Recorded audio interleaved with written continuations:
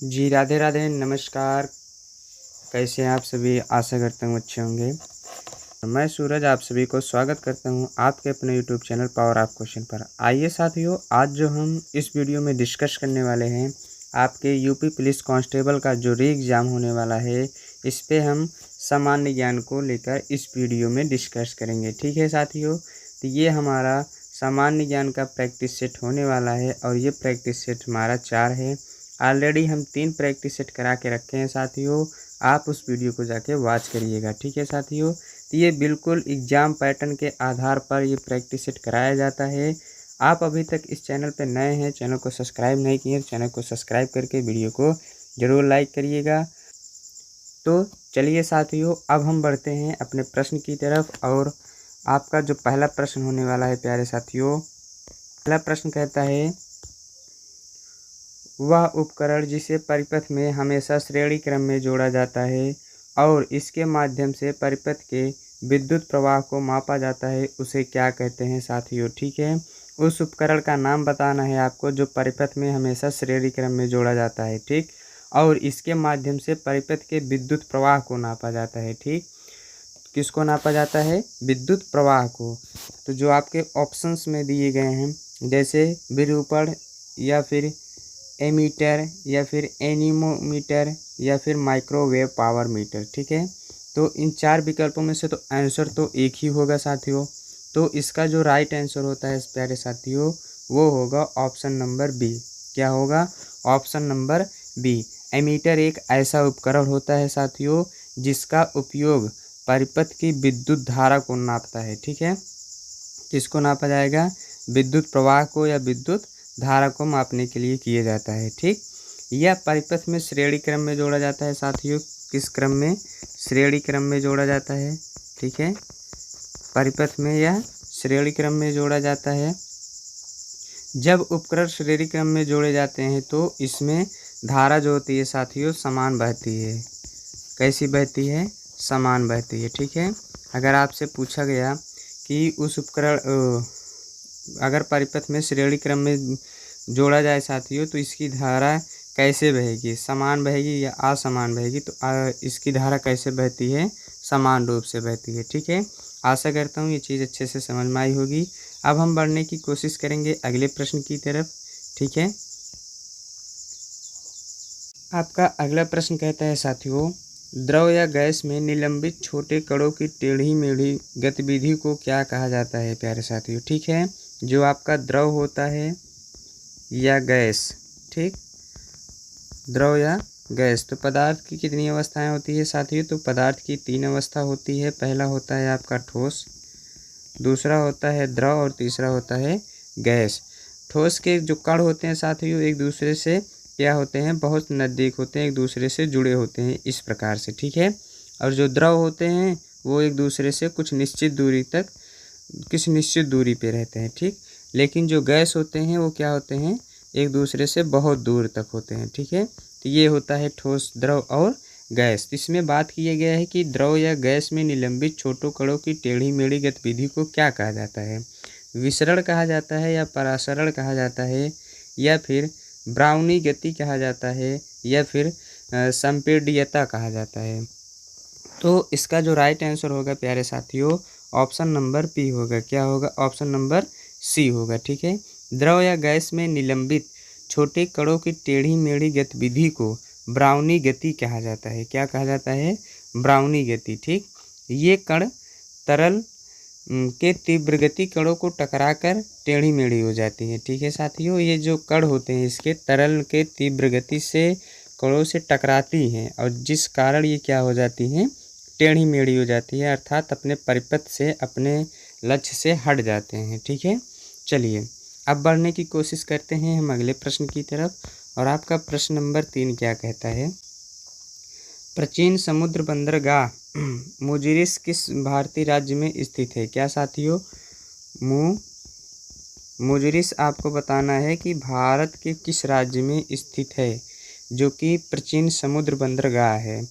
केरल में है या फिर गुजरात में या कर्नाटक में या फिर तमिलनाडु में? तो इसका जो राइट आंसर होगा प्यारे साथियों, ऑप्शन नंबर ए होगा। क्या होगा? ए। मुजरिस जो है साथियों केरल राज्य के मालाबार, कहाँ पे, मालाबार, देखिए ये मालाबार, मालाबार तट पर स्थित एक प्राचीन समुद्र बंदरगाह है साथियों। ठीक है, चलिए अब बढ़े हम अगले प्रश्न की तरफ। और आपका प्रश्न नंबर 4 क्या कह रहा है? तीसरी बौद्ध परिषद किस राज्य में आयोजित की गई थी? क्या साथियों, तीसरी बौद्ध परिषद किस राज्य में आयोजित की गई थी? यांगून में या पाटलिपुत्र में या वैशाली में या फिर राजगीर में? ठीक, तो इसका जो प्रश्न नंबर 4 के लिए जो राइट आंसर होगा साथियों, ऑप्शन नंबर बी होगा। क्या होगा? Option number B. जी हाँ, प्रश्न नंबर 4 के लिए right answer option number B होगा। ठीक, पाटलिपुत्र। सम्राट अशोक के शासन में तृतीय बौद्ध परिषद का आयोजन किया गया था साथियों। किसकी शासन में? सम्राट अशोक के। इस बात को नोट रखिएगा आप लोग, सम्राट अशोक के। ठीक, इन्हीं के शासन में तृतीय बौद्ध परिषद का आयोजन किया गया था। कब किया गया था साथियों? तो ये 251 ईसा पूर्व में किया गया था।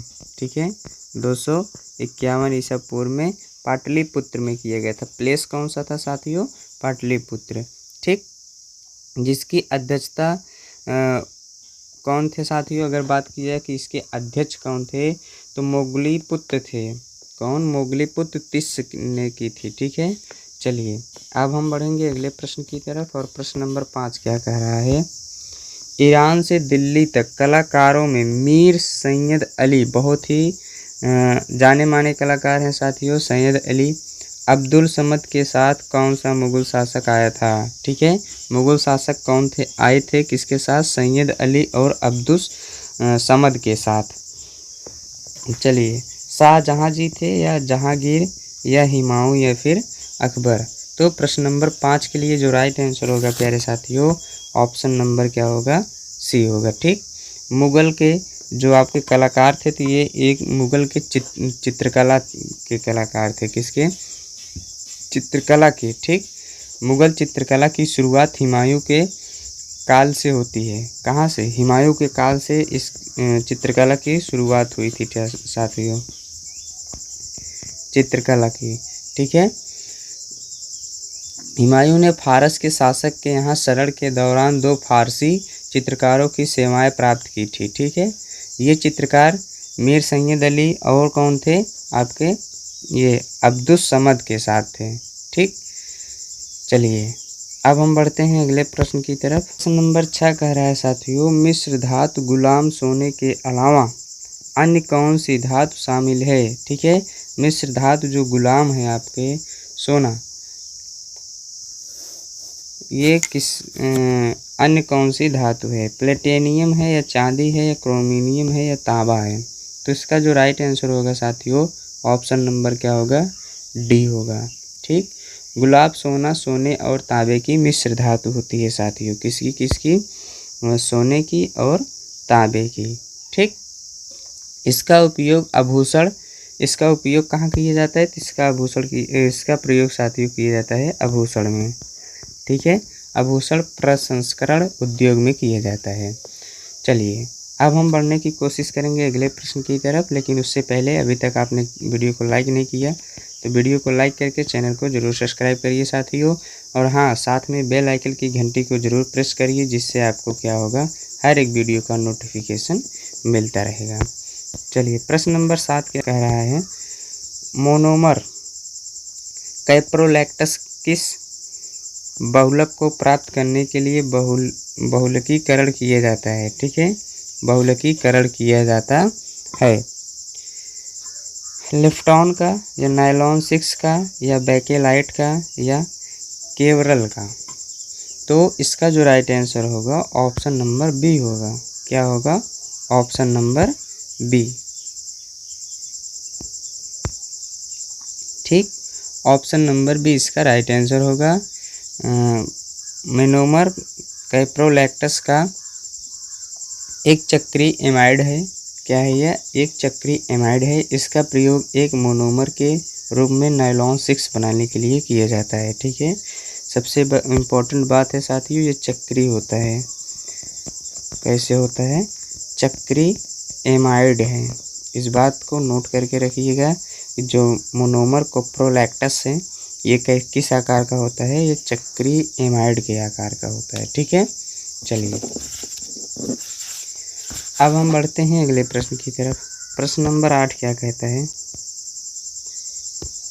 गैल्वेनाइजेशन का मतलब इस्पात को की पतली परत के साथ आवरण करना है। मतलब यहाँ पे आपको कुछ वर्ड भरने हैं। क्या? क्रोमेशियम भरना है, या फिर जस्ता भरना है, या फिर एल्यूमिनियम, या फिर निकल ना। तो प्रश्न नंबर 8 के लिए जो राइट आंसर होगा ऑप्शन नंबर बी होगा। क्या होगा?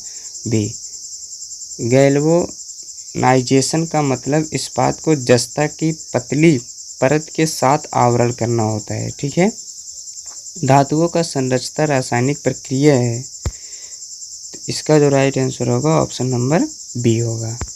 अब बढ़ रहे हैं अगले प्रश्न की तरफ। प्रश्न नंबर 9 कह रहा है, पर्यावरण संरक्षण से संबंधित मामलों के प्रभावी और त्वरित निपटान के लिए कौन सा प्राधिकरण स्थापित किया गया था? ऑप्शंस हैं केंद्रीय प्रदूषण नियंत्रण बोर्ड, या फिर राष्ट्रीय हरित प्राधिकरण, या फिर राज्य प्रदूषण नियंत्रण बोर्ड, या फिर पर्यावरण न्यायाधिकरण। तो प्रश्न नंबर 9 के लिए जो राइट आंसर होगा इसका भी साथियों ऑप्शन नंबर बी ही होगा। क्या होगा? बी। पर्यावरण संरक्षण से संबंधित मामलों में प्रभावी और त्वरित निपटान के लिए जो है आपका राष्ट्रीय हरित प्राधिकरण का स्थापना किया गया था। ठीक है,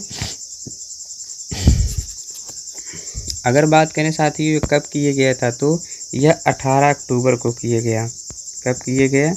18 अक्टूबर 2010 को किया गया।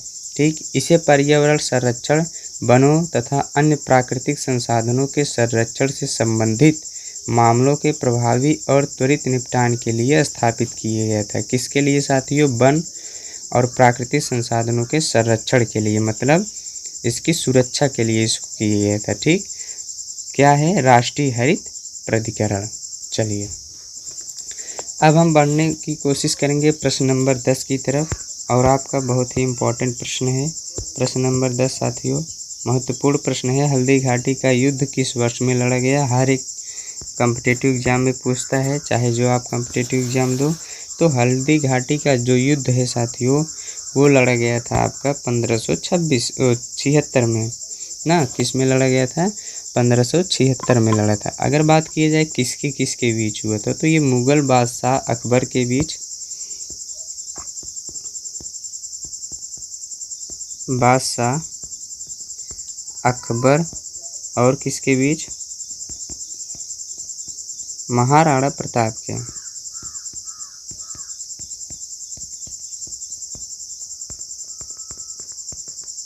ठीक, हल्दी घाटी का युद्ध मुगल बादशाह अकबर और महाराणा प्रताप के बीच 18 जून को हुआ था।